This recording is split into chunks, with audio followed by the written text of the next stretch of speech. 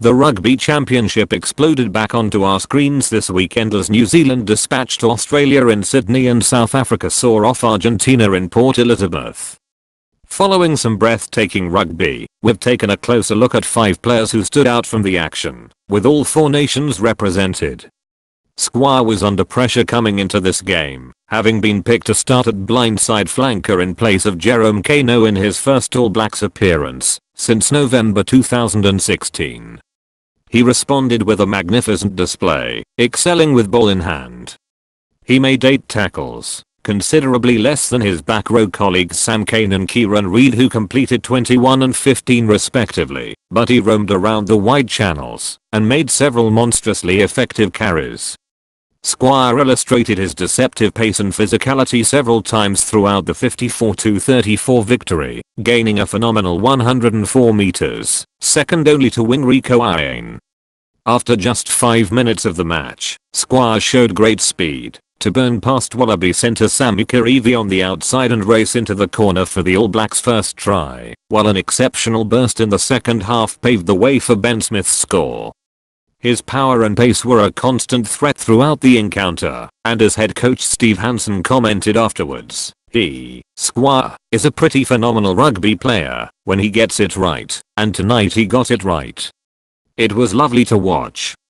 High praise indeed. Springbok openside Carlisle put in another superb performance in the 37-15 win over Argentina in Port Elizabeth on Saturday, and is developing into the key man for All Lister Coetzee. Having enjoyed a supreme summer test series with France, the 26-year-old backed that up in the victory over the Pumas in his hometown with a first-class performance. In tandem with Jack O'Creel, Carlisle ruled the breakdown and earned several penalties with textbook jackals. Defensively he was strong again, while his power carrying got South Africa over the gain line almost every time he was in possession. He chipped in with a deserved try at a critical moment in the match, finishing a flowing move with 14 minutes to go to put South Africa back into a commanding position to go on and win it. More than his excellent individual display, however, it was clear over the weekend that Carlisle is developing into a central leader for this Springbok side. He is noticeably very popular with his teammates, and his passion and enthusiasm for the team, combined with a controlled aggression, shone through at the Nelson Mandela Bay Stadium. Australia suffered a rough loss on Saturday, but a shining light in the defeat was the performance of Kurtley Bale on his return. Before the weekend, Bale had last played for Australia some 22 months ago in the 2015 World Cup final against the All Blacks, as a combination of a knee injury and his year away with Wasps kept him out of the setup. On Saturday, he was the main spark for the Wallabies and was the thrust behind their mini 4-try revival in the second period. Lining out at inside centre, Bale's pace was searing, and when he got in full swing, the All Blacks couldn't handle him. He was undoubtedly the pick of the players in gold on the pitch, going over for a marvellous intercept try himself, and making several incisive darts and dangerous breaks. Having him back in the test arena is a major plus for Michael Cheika. Making his Rugby Championship debut on Saturday, Puma's wing Bafeli scored 1 try and made another for Argentina as he proved he is a player with fabulous rugby intellect and one to watch for the future. Earmarked as a key player by Sky Sports guest Gonzalo TC before the game with South Africa, the 22-year-old's performance was excellent.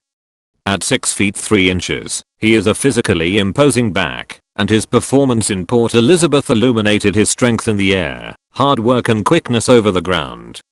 His grubber kick through on the counter-attack for Martin Landajo's try was not only great vision but technically glorious, while he later finished well in the corner with the try his impressive performance merited. In his previous 2 test caps against England in June, he scored a try in each, meaning he is yet to feature in a test match without scoring. Can he keep that going in Salta next week? A classy and skillful operator, you would not have guessed Damian McKenzie was making his first Rugby Championship start for the All Blacks on Saturday. Of New Zealand's 8 tries, the fullback scored 1 and had a direct impact on 2 others. The 22-year-old made piercing breaks in the build-up to scores for Squire and Ryan Crotty and was on the shoulder of Iane to stride home his maiden test try early in the second half. Mackenzie showed a relentless work rate and energy in the victory and time and again displayed his near unstoppable acceleration, exploding off the mark past and between tackles. A rapid and elusive runner, he does continue to make some minor mistakes and take the wrong option at times, but with Jordy Barrett out for the season with a shoulder injury and Ben Smith about to embark on a sabbatical after the return match in Dunedin next week, one suspects we will be seeing a lot more of Mackenzie this championship. He may have notched his first test try against the Wallabies, but it certainly won't be his last.